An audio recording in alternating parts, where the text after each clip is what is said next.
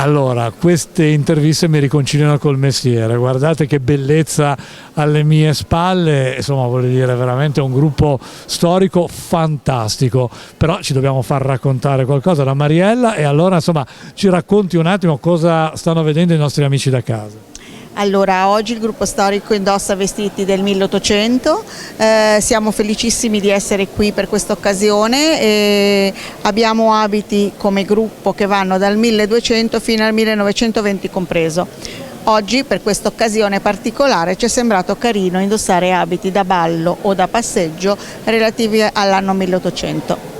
Ecco, insomma, però siete sempre freschi, giovanissimi, bravissimi, io vi vedo in ogni manifestazione sempre puntuali.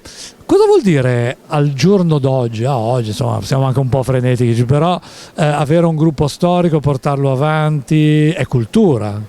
È cultura, è cura della tradizione, ma soprattutto è voler insegnare ai giovani e forse anche ai meno giovani che le tradizioni e la nostra storia non deve essere mai dimenticata. Questo è un po' il nostro obiettivo e poi c'è la passione di indossare questi abiti bellissimi, di crearli insieme perché questi abiti sono quasi tutti cuciti da noi.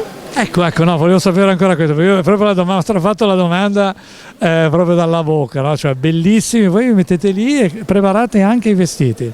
Cosa lo fate magari anche sulla base di una ricerca storica, posso immaginare?